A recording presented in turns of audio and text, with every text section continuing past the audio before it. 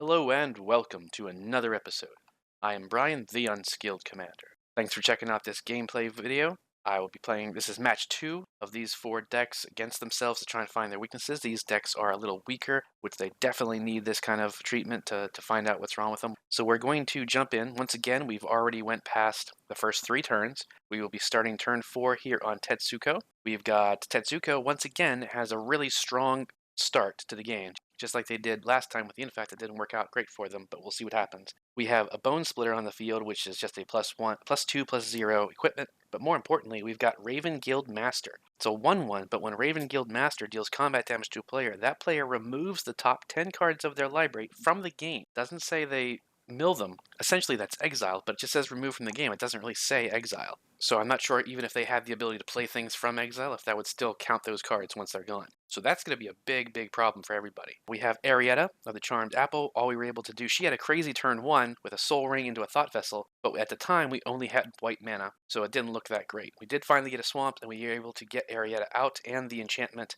Angelic Accord, so if we gain 4 more life, in a turn, we make a 4/4 Angel. We've got Ayara, First of Lockwain, our Liliana Kindred deck. We have Commander Sphere and a Arcane Signet out. We're poised and ready to play our Ayara and some Planeswalkers. And then finally, we've got Teysa Karlov. We have a Commander Sphere and a Vermin Gorger, which is a 2/2 that says you can tap it and sacrifice another creature. Each opponent loses 2 life and you gain 2 life. It's important to note that with Teysa, that kind of an effect won't get doubled because that's a sacrificing a creature to an effect. It's not a death trigger, so that won't get doubled, but it's still good to have in the deck because it's part of the theme of the deck is creatures dying, pinging my opponents, and I'm gaining life. So here we are starting turn 4 with Tetsuko.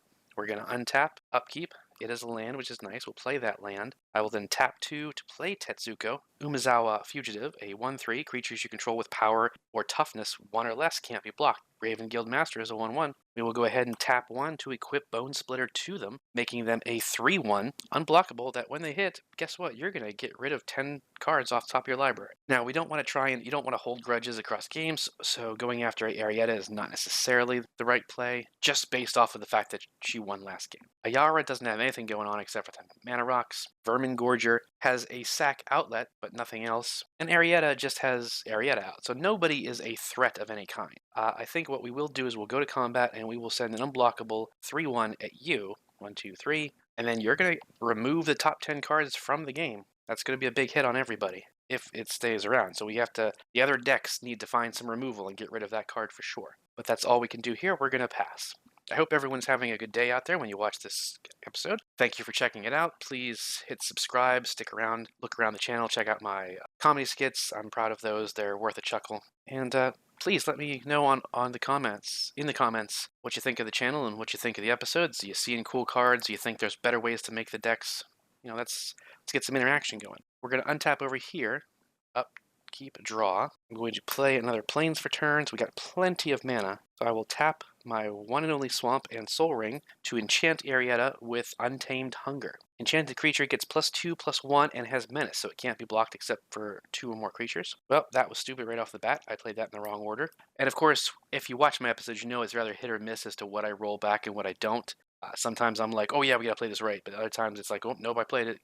So we're gonna just play it. Tapping 2, let's at least play the right mana, to play Core Spirit Dancer. It's a 0/2, it gets +2/+2 for each aura attached to it. Whenever you cast an aura spell, you may draw a card. I should have played that first, then played the Hunger spell onto Eriette. That was dumb. I wasn't paying attention to the cards in my hand, really. Now, I do not have enough mana, unfortunately, to cast anything else in my hand. Even with, I have 2 mana open. And you are open, so why not? We'll go ahead and swing 1, 2, 3, 4 Commander at you. That's all. We didn't gain any life. We're moving to our end step. And we will gain 1 life and everyone will take a damage. Everyone else will take a damage, not gain a life, off of 1 aura. But that's it. We will pass turn. Untap over here, upkeep, draw, play a Swamp. And I will tap 3 to play Ayara, First of Lockwain. A 2/3, whenever Ayara or another black creature enters the battlefield, each opponent loses a life, and you gain a life. Everyone's going to lose a life. You can see this is one of the things that made last game go a little longer, as I forgot to consider the fact that there is life gain in these 3 decks specifically, because of their black and white natures. I was pinging for little bits, but then they were also gaining life. So the first half of the game, everyone was pretty much still at 40 life. Now I have 3 mana left. Unfortunately, that is not enough to do anything. So I will go ahead and just pass turn. We're going to untap, upkeep, draw. I really hope Eriette or Teysa can do better this time around, show you a little bit of what she's capable of, because she is the deck that I have actually tweaked a little bit and tried to upgrade slightly. She should perform better. I will tap 2 for a Thought Vessel, and then tap 1, 2, 3 to play Combo Profiteering Mare. Say 2/4. Whenever one or more tokens enters the battlefield under your opponent's control, for each of them, create a tapped token that's a copy of it. This ability triggers only once each turn, and whenever one or more tokens enter the battlefield under your control, each opponent loses 1 life, but you gain 1 life. We're not up against any token-generating decks, but that's a really great card for going up against those times. Next turn, we'll definitely play Teysa and see what happens, but we're going to go ahead and pass. There's no good attacks with our 2/2. So untap, upkeep over here to turn 5, draw for turn. Going to tap 1, 2, 3, play Cloudkin Seer. When it enters the battlefield, draw a card. I will draw. Sweet, it's a land. I will play said land. And that allows me to then tap these 2 and play Ghostly Pilferer. It's a 2/1. Becomes tapped. Whenever it becomes untapped, you can pay 2. You do draw a card, and whenever an opponent casts a spell from anywhere other than their hand, draw a card. And you can discard a card. Ghostly Pilferer can't be blocked, but as long as Tetsuko's out, it can't be blocked anyway. These 2, of course, have Summoning Sickness. Now, technically, these 2 are both able to swing and be unblockable, and I have 2 blockers, so I probably, even though it's only 1 damage off of Tetsuko, you might as well swing at this point. I already hit you. I suppose really with something like this, I suppose, as in many instances, like Infect and Commander damage, you want to focus on one person because there's, 100 cards in the deck, 99, not counting the Commander. That would be 9 hits off of this guy just to mill you out. So if I spread it around, it would be a bajillion turns before I could mill everyone out. And we do know, now especially based off of the last game, but we should realize that Ayara's deck does have graveyard recursion, so putting stuff into the graveyard isn't a great idea. Well, no, these are exile, so that's actually a good idea. So we will swing at Ayara. So you will take 3 damage, 1, 2, 3, and you will exile the top 10 cards of your library.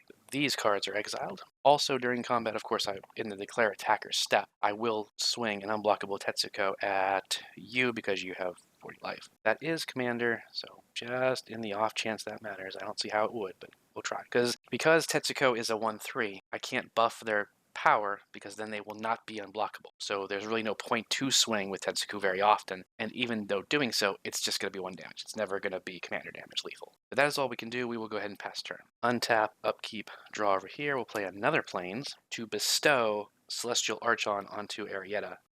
We are casting it as an aura spell, so that means we're going to draw a card. And it gives target creature +4/+4 and flying in first strike. So now Eriette 4, 5, 6, 7, 8 menace flying first strike commander, which is how she's supposed to be built. And then we're idealistically supposed to lock down the other opponents with other spells. We have 1 mana up, nothing we can do about that. But we do have a blocker. Now you have a flyer that you can come at us with, but it's only 2. Obviously, if we get some equipments, it could go up higher, but whatever. Who is the most life? Actually, you are the most life. And you've got that super mill thing. So we are going to swing Eriette at you for, as I said, 4, 5, 6, 7, 8 commander. Then we move to our end step. We've got 2 enchantments out. Everyone's going to take 2 damage, and then we're going to gain 2 life. That's what I like to see. But still only 2 life, so we don't trigger Angelic Accord, so we're going to pass turn. You can see why that's in the deck. It might actually have to come out, but the idea is to play a whole bunch of enchantments quickly, locking down specific creatures, and then hopefully having at least 4 enchantments out, so that therefore we can start making angels. Over here, we untap, upkeep, draw for turn. I will play another Swamp for turn. We're going to go ahead and go crazy. 1, 2, 3, 4, 5, 6, 7 black mana to play Liliana Death Wielder. She comes in with 5 loyalty, and we are going to +2 her up to 7 to put a -1/-1 counter on up to 1 target creature. Hey, guess what? Your super mill, it's gone, because even though it's a 3/1, it's hits 0 life. Boom, that's good. That's your targeted removal, so to speak, on a Planeswalker. I like it. Now, there's nothing else we can do, and that wasn't a creature, so that doesn't trigger Ayara. And obviously, Liliana is now a pretty big target, but that's what we can do. We're going to pass turn. Now, that Planeswalker is extremely dangerous to unblockable equipment because most of them are going to have toughness of 1 so that they can get through. So obviously, they're going to shift gears and immediately come at them to destroy Liliana. Passing turn down to here, we untap, upkeep, draw, play a Swamp for turn. Then, as I said, we'll go 1, 2, 3, 4, play Teysa, a 2/4. If a creature dying would cause a triggered ability of a permanent you control to trigger, that ability triggers an additional time, and creature tokens you control have vigilance and lifelink. No tokens have entered the battlefield. I gotta remember combo, but yeah, no tokens have entered just yet. I really don't have anything I can do, so we're gonna go ahead and pass, unfortunately. Passing to turn 6, we untap, upkeep, draw for turn, play an island, which is fine. Well, that seems like a thing. Now, as I said, we currently have 1, 2, 3, 4, 5 damage. If we equip that to be 6, 7, so that would be enough if we swung everybody. We could take out Liliana. I suppose that's probably the smart move. So we're going to do 1, 2, 3, 4, 5 to play Mirror Turbine. It's an artifact that says I can tap it to put a 1/1 colorless mirror artifact creature token on the battlefield, or tap it and tap 5 untapped mirror to search for a library for a mirror creature card, which this will almost never do, really. Well, I suppose that's not true. There are a couple mirror infect creatures that I could go and get here. Regardless, we're going to go ahead and tap to put the Bone Splitter onto the flying creature. So then that's 1, 2, 3, 4, 5, 6, 7 exactly. I will tap Mirror Turbine to go ahead and make a mirror token, so we have a 1 blocker up. But yeah, we're going to then swing everything at Liliana. They're all unblockable, so there's nothing you can do. 7 damage exactly. She's taken out of the game. But she did a pretty good job coming in and what we had to. Pass turn. Now let me give you a little insight. In my hand, I have Quietus Spike, which is an equipment that costs 3 and then 3 to equip, which I had 6 mana. I could have equipped it onto the flyer, or any of them, and when it connects to a player, that player loses half their life total rounded down. I could have swung in and did roughly 15 damage onto Ayara's controller, putting them down to 15 life, 16 life. However, let's see, Liliana, really, the +2 is the only thing that matters right now. The -3, destroy target creature with a -1/-1 counter on it, is only for if you're going up against, like, big creatures. Just a simple -1/-1 on any of them would kill them. So that would be good. And her -10, return all creature cards from your graveyard to the battlefield, isn't relevant right now because there is no graveyard. So that's not a concern. But I could plus to then destroy whatever hit me. However, they would just re-equip the Quietus Spike and do it again. And then I wouldn't die because that would still be half of the life total. So I would only have like a few life left, but I could still kill one of their creatures, you know. Doing that might have been beneficial, but we would end up losing quite a bit. Whereas this way, we take out their major threat to our board state, then we equip the major threat from our board state and go. I think that was the right move. What do you think? So we untap over here, upkeep, draw. Cool. Play a swamp. We need some extra lands. I do have the Reliquary Tower, though I'm not drawing cards. I have an enchantment for lockdown, but it really doesn't matter right now because the problem is that this actually really, Eriette benefits more from going up against big creature decks or, commander damage decks, creatures that have activated abilities. All of these decks are triggered abilities, so they're not really going to stop much. I can just lock down one little creature. And no one has anything that's really a attacking threat. I could lock down that. They would just move the equipment on their turn and then possibly switch gears and come at me. We don't know what they have in their hand, of course, though. And they have not come at us. We do have the highest life total, so we will be getting attacked by someone soon. I don't know. And honestly, with the Planeswalker gone, we would be the next target for them. It's hard to say. I guess we want some stuff out anyway. So I'm going to go ahead and pay a 1 and tap Soul Ring for 3 mana. Bound in Gold. Enchant permanent. Enchanted permanent can't attack, block, or crew vehicles, and its activated abilities can't be activated unless they're mana abilities. I will then tap 1, 2, 3, 4 to play the enchantment Leyline of the Void. If a card would be put into an opponent's graveyard from anywhere, it's exiled instead. Not. But I do have a 4, 5, 6, 7, 8 commander damage flyer with First Strike and Menace that we should be swinging somewhere. Now, is that from us? Yes. So we don't know what they have in their hand. However, see, now they have the most life, and I don't see Ayara as a threat. I don't see them as a threat. They're kind of a threat because they can get through no matter what. So I'm going to swing Ayara, or Eriette, at you for another 8 commander damage. That's a big deal. So that puts you at 16. One more hit from my commander, you are dead. So you do have to deal with this now. We move to our end step. There are 3 auras on the battlefield, so we gain 3 life, and everyone else loses 3 life. Looks like I said at the beginning of the first match for sure, Eriette was the weakest of the 4. Apparently she's not, which I don't know how to feel about that because she needs to be built up better against real players, as all these decks do. We're going to go ahead and pass turn. Untap, upkeep, draw for turn. I'm going to tap 1 black mana to cast Champion of the Perished. It's a 1/1 zombie. Whenever another zombie enters the battlefield under your control, put a +1/+1 counter on Champion of the Perished. It's a black creature. Gain a life, lose a life, lose a life, lose a life. 5 to cast Liliana the Necromancer. Comes in with a loyalty counter of 4. +1, target a player loses 2 life. -1, return target creature card from your graveyard to hand. And 7, destroy up to 2 target creatures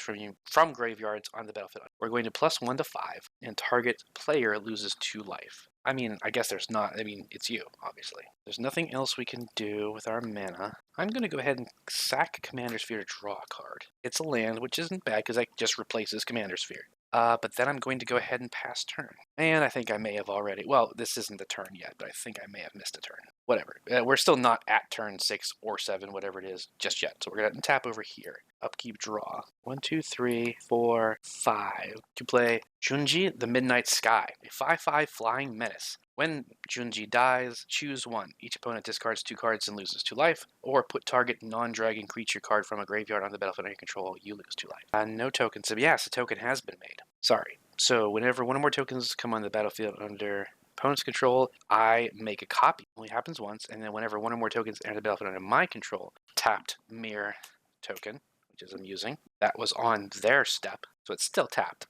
But the cool thing is now I can, in fact, that's a great thing. We're going to do that. So I'm going to go ahead and tap Vermin Gorger to sacrifice my mirror, and then each opponent loses 2 life, and I gain 2 life. Unfortunately, as I mentioned earlier, that does not trigger Teysa, and there are no other things that deal with that, but that was still cool. I really don't want to go swinging. A 5/5 Flying Menace is great, but not for right now, so we'll pass. I mean, it is great right now. It's just not offensively right now. Untap, upkeep, draw. I don't believe I could have paid for the Ghostly Pilfer or upkeep trigger anyway. However, what I do, tap 3, quite a spike.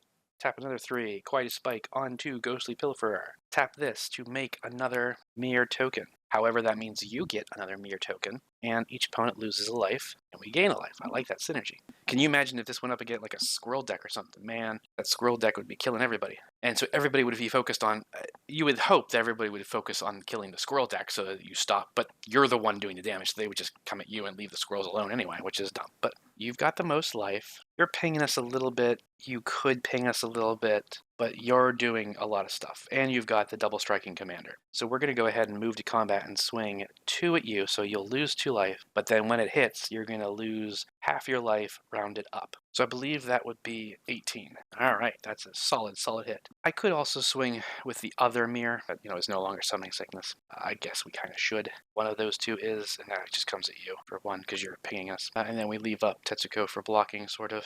Past turn, that was the 6th. It's probably turn 7, honestly, but because I keep forgetting to do that. Untap, upkeep, draw for turn. Now here's one. We're going to tap, keep the colors up just in case. I mean, we have no cards in hand, but still. Suppression Bonds. Enchant non-land permanent. Enchanted permanent can't attack or block, and its activated abilities can't be activated. We could enchant Liliana, because those are activated abilities, so she can't do any of her things. We're at such a low life total, I don't know that... I mean, obviously the 5/5 Flying Menace is also an extremely good target. But then again, locking down their stuff, because the problem is they have enough mana to just move all of the equipments over to wherever they need to, no matter what we do. But yeah, I mean, we just got hit by them. It'd be stupid to lock down your stuff. So we're gonna lock down that, and then we kill you. Oh, so that's why we don't do it. Yeah, we lock down... No, we definitely do the 5/5 flyer, because we are flying, and we want to be able to take advantage of that. But then we swing at you. 4, 5, 6, 7, 8. Yep, 24 commander. Down to 4 life, but it doesn't matter. Kaboosh, you are dead. Now this goes away, of course, so we have 1 less. Now that would have, had we left them alive, that would have triggered the thing to make an Angelic Concord, so getting rid of something that was going to be cracking for that kind of crazy damage is more important. And they also were the one making tokens, so now you're not going to be making more tokens. Although, again, if we make angel tokens, they would get angel tokens, so that's a big deal. Move to our end step. 1, 2, 3. 1, 2, 3, we gain it. 2, 3, they lose it. No cards in hand, unfortunately. We will pass turn. Untap, upkeep, draw. Play a swamp for turn. 1, 2, 3, 4 to play Liliana, Waker of the Dead. This is great that it's finally playing Lily Planeswalkers, which is what the whole deck was built around. She comes in with 4 loyalty, and we will plus her to 5. Each player discards a card. Each opponent who can't loses 3 life. So I will get rid of that. It's a big expensive card, Overwhelming Forces. They can't, so they will lose 3 life. And I think we'll get rid of Ayo, the Daunt guy. Ayo, Oe. 2 mana left. We actually can do something with that. 3 mana, technically. I will play Elder Fang Disciple. I'm going to gain a life. Everyone's going to lose a life. When it enters the battlefield, each opponent discards a card. Ho ho. They can't, no big deal. We have to. And I guess we'll unfortunately get rid of the draw spell, because I have 2 answer spells in here that are slightly more important right now. I still have yet to play a zombie, so this is still just a 1-1, a 1-1, and a 2-3. I think I did that damage already. But we have not done the Necromancer. So we will +1 her to 6, and target player loses 2 life. I think you, because you're pinging us at your end step, and you've got a giant double striking commander, so that's not great. Or not double striking, just an 8 damage. That is flying now, and we do not have flying. Pass turn, untap, upkeep, draw. This is a great card I never get to use because I never have enough mana to make it worthwhile. Guess I'll sacrifice Commander Sphere to draw a card. Oh, that's great, but it's super expensive and I can't play it. Even if I had that Commander Sphere mana, I couldn't play it. I will, however, tap this to sacrifice this little mirror. Each opponent loses 2 life and I gain 2 life. Oops, wrong way. Actually, you know what? I'm going to leave that. I'm going to sacrifice Junji. Because one, that gets rid of the enchantment aura, that's 1 less damage on her instep. Plus, when it dies, it does something, and Teysa will copy it. So when it dies, each opponent discards 2 cards and loses 2 life. That's going to happen twice. So first of all, they're going to lose their 2 life, and I gain their 2 life, which did. Now they're going to lose another 4 and discard 2 cards. Well, 4 cards. They have none. They only have 1. So they'll discard 1. No tokens were made. There's no good attacks. This is turn 8 or 9. We will go ahead and pass, remembering to discard that card. Untap, upkeep, draw. You know what? I have been forgetting to draw cards off of Spirit Dancer. Damn it. But it says you may draw, so I can't even, so that's it. I missed it. That's that. I will tap 4 to play Rhyme for Reindeer. It's a 3-4. Whenever an enchantment enters the battlefield under your control, tap target creature an opponent controls, which is what reminded me of the card draw. Once again, I guess we will tap Soul Ring instead. Soul Ring, a white, and Thought Vessel. That way we have a bunch of colored mana up for no reason, because I have no cards in hand to use them. Also, because of Leyline of the Void, a lot of these cards are, I believe it's just creature, so these 2 are exiled. Right. So nothing's changed. We still only have 8 commander damage, which is great, but not enough to really save us. And who do we really go at? They can do 5 damage to us just off of upticking their commanders. And yes, they do have commander damage from us, but that's... Well, is that the threat? No, I guess it would be us. Alright, so now they are at 12 commander damage, down to 9 life. Right, and I could have swung at one of the lilies, but I mean, hitting them for the commander damage is more important. We move to our end step. We're going to gain 2 life, because we have 2 things right now, and they're going to lose 2. And that is all we can do there. We pass over to here, untap upkeep. It's a mirrored landscape. Always lands when you don't need them. I will +1 this. Well, hang on. Will that matter? Nah, not really, because I can -1 to return target creature card from your graveyard to your hand. Get back the undead war chief I just got rid of. Oh, wait, that is exiled as well, so I can't. There's no reason to do that, because, yeah, I have nothing. Okay, there are no creatures in the graveyard. So +1, you're going to lose 2 life. +6, each player discards card.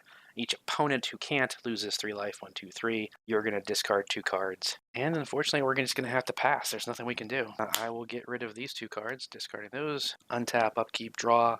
Turn. I will tap 2, 3 for Synapse Necromage. It's a 3-1. When it dies, create 2 1/1 black fungus creature tokens that this creature can't block. That is also true. Okay, so we're going to attack this to sacrifice the Synapse Macrophage. It'll go exiled. Actually, so does this. Each opponent loses 2 life, and I gain 2 life. And then when the Necromage dies, I make 2 black fungus guys that are 1/1s that can't block. However, because of Teysa, I actually make 4 of them. The more important part of all that is that combo says whenever when 1 or more enters the battle, each opponent loses 1 life, and you gain 1 life. I'm going to gain a life, they're going to lose 1. I don't know if that's 2 instances of 2, because it triggers, and then another trigger of it goes on the stack. So they would resolve separately. I believe that would be 2 instances of 2 creatures coming in resolving. So technically I can get 2 combos off of that. I wouldn't get 4 because it's when 1 or more. But it's 2, that's 1 or more, and then another 2 that's 1 or more. So I think that's how it works. Correct me if I'm wrong. I believe that makes sense. Okay, I got to remember, very, very important that I remember I have stuff to stop Eriette coming at me. But that's all I can do. There's no good attacks. We're going to pass. Now, here's the thing. Even if Eriette swings over here, that's still 20 commander damage, not 21. So they still can't kill them. We're going to untap, upkeep, draw. Nope. that doesn't help. Tapping once again to make Thalia, Heretic, Cathar come in. First strike 3/2 creatures and non-basic lands your opponents control enter the battlefield tapped. It's not going to matter. Liliana's going to kill Eriette. I mean, even if I swung, the core Spirit Dancer is a 0/2, so there's no point in swinging that. Thalia has. So, of course, we're going to no matter what. We're going to swing. She is flying with Menace. You have no flyers. You will absolutely take. Oh, you're dead. Sorry, I wasn't paying attention to life total. I was thinking only about commander damage. Yeah, so kabosh, you are dead. She did really well, though. I'm pleased with that performance. I did also swing that at you, which I really shouldn't have because if I'd have paid attention, but I declared it. It's a 3/4. I had 1, 2, 3, 4. So yeah, we'll stack block and kill it. Just kind of out of spite, let's be honest. Opponent's graveyard. Actually, a lot of these are probably gone because it's not just creatures, it's when a card goes to the graveyard. It gets exiled instead, so whatever. But yeah, pass turn. All right, I don't know. Can Teysa do something? Untap, upkeep, draw for turn. Play planes. That is not helpful here on turn 10 or 11. Darn. Oh, well, what am I saying? It doesn't matter. We win. Because all we got to do is tap the Verdant Gorger, sacrifice the mirror. Each opponent loses 2 life, and I gain 2 life. Boom. Wow, I was like overthinking that. Woo, there you go. Teysa Karlov wins by a knockout. Not really, not even close. Wins by technicality. That was another fun one. It's and here's the thing. Let me clarify. I've said this a few times in videos, and I want to explain what I mean slightly. It won't take forever. Sorry. The simple fact is I want to upgrade these decks, but they don't need to be upgraded. As you see, they're fun. They function. They do their thing. It's turn 10, maybe it's turn 11 if I forgot one. Turn 12 at the absolute latest if I forgot 2 turns. I don't think I did. I think I forgot 1. That's a fair game. It's literally been 45 minutes to film this. After I edit it, it's going to be down closer to half an hour. But playing it with friends or whatever, it's going to be about a 45-minute hour game. That's what you want. That's a fun game. These are casual decks. This is what casual should be, in my opinion. There's some interaction. They did things. I was blowing up some other creatures. I was stopping things. But it wasn't just non-stop. I counter, I bounce, I counter, I counter, I do this, I blow up crazy. It's like nobody went crazy ahead. Everyone had some decent things going, and everyone got to do stuff. These decks up against a lot of different pods in the current Commander state as it is would not fare well because there has been a lot of power creep over the last couple of years in Commander.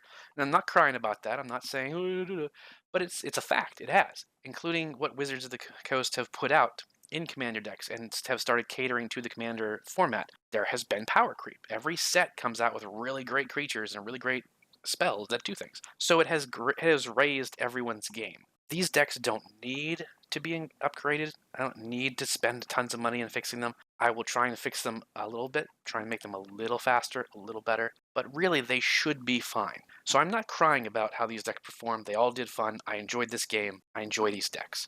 So what do you think? Do you think these decks are fun, are interesting? How would you tweak them to make them better? Did you see some cool cards? Let me know in the comments, and I will see you next time.